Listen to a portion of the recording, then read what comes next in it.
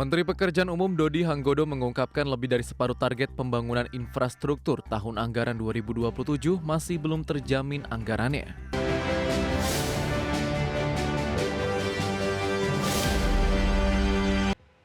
Ya, sementara itu Menteri Pekerjaan Umum Dodi Hanggodo mengungkapkan lebih dari separuh target pembangunan infrastruktur tahun anggaran 2027 masih belum terjamin anggarannya.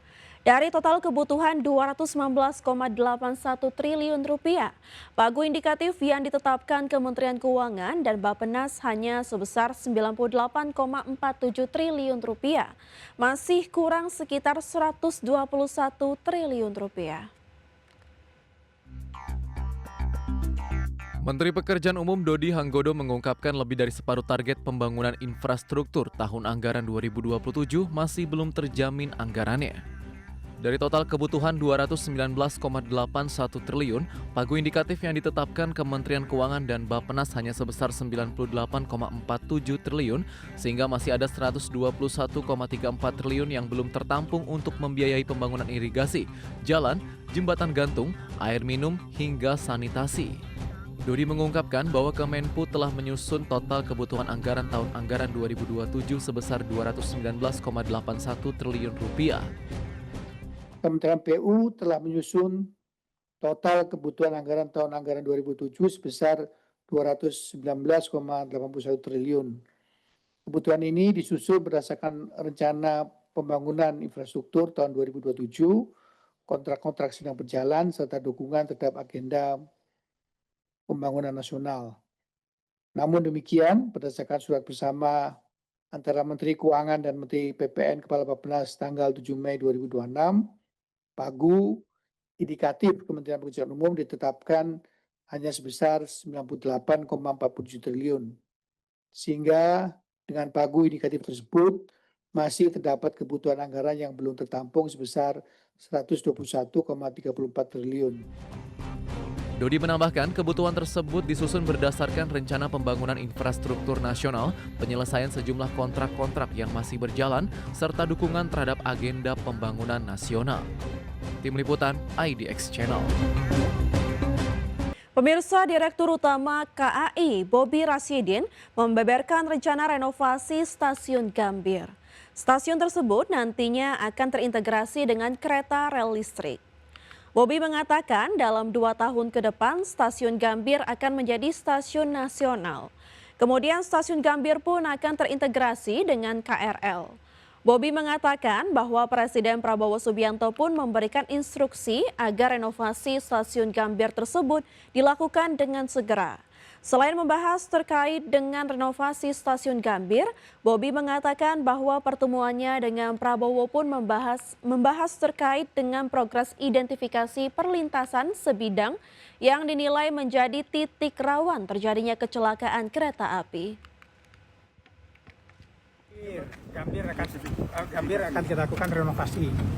Ya, kita nanti dalam 2 tahun punya Gambir yang tapi jadi stasiun KRL Pak Gambir. Nanti kita integrasikan dengan KRL.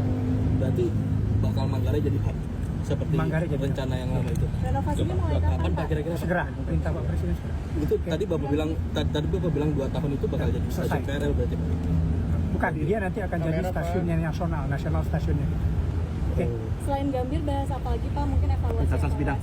Perlintasan sebidang. Nah, tadi kita update ke beliau bahwa kita berprogres cepat untuk perlintasan sebidang ini. Apalagi ya perlintasan sebidangnya, kita udah banyak yang udah kita tutup, ada 172 yang udah kita tutup, ada 490 lagi on progress kita tutup, sisanya itu 1148 itu nanti sudah kita mulai. Pemirsa, produsen makanan pencuci mulut terkemuka merek Inako, PT Niramas Utama Tbk, resmi memulai rangkaian aksi korporasi penawaran umum perdana saham atau IPO di Bursa Efek Indonesia.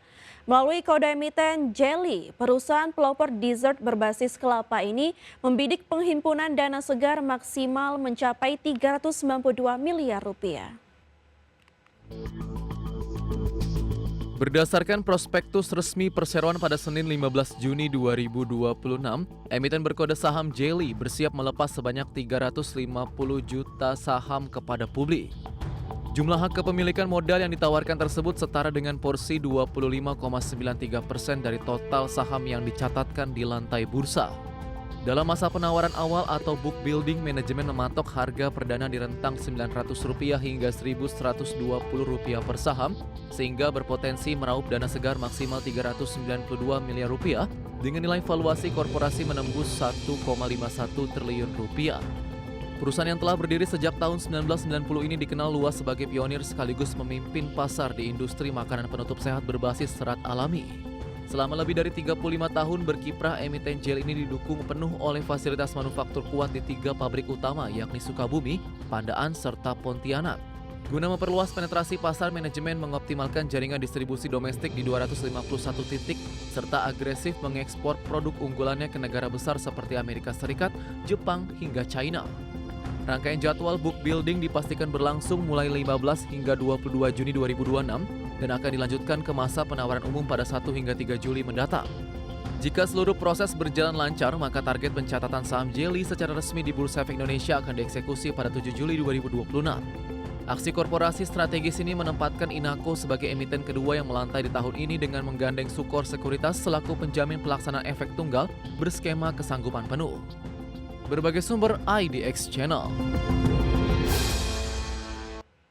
Emiten perbankan PT Bank Mandiri Persero Tbk kembali menorehkan kinerja positif dengan berhasil menjaga laju profitabilitas jelang penghujung kuartal 2 2026.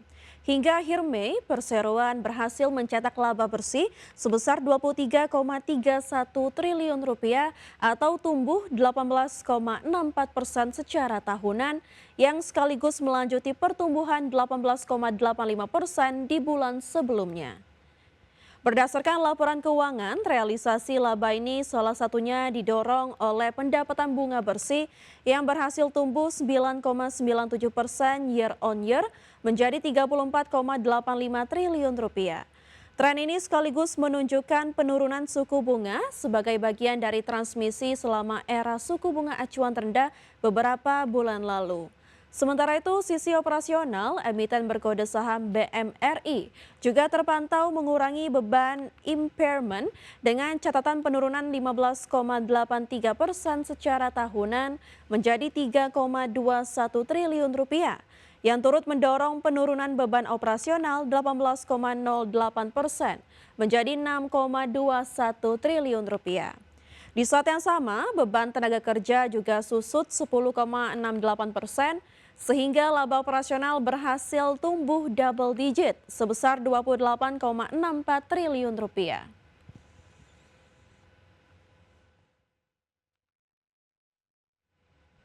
Ya, emiten pertambangan PT Timah Tbk mulai menyiapkan kebutuhan ekspansi dan pengembangan usaha untuk periode tahun buku 2026.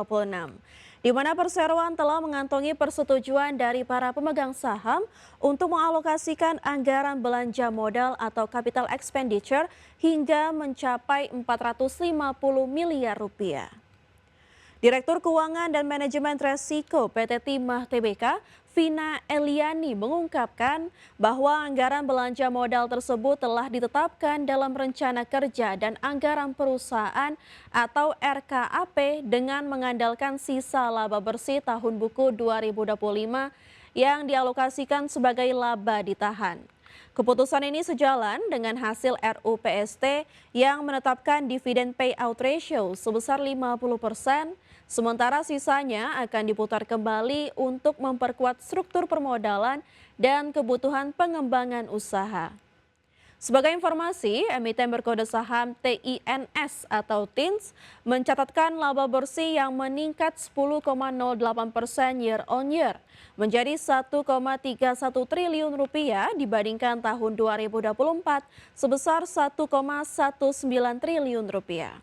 Adapun terkait arah penggunaan dana, pihak manajemen masih akan berfokus pada penguatan bisnis inti, termasuk meningkatkan kapasitas produksi smelter guna memperbaiki kinerja operasional yang sempat mengalami tekanan dan cenderung menunjukkan tren penurunan di tahun 2025.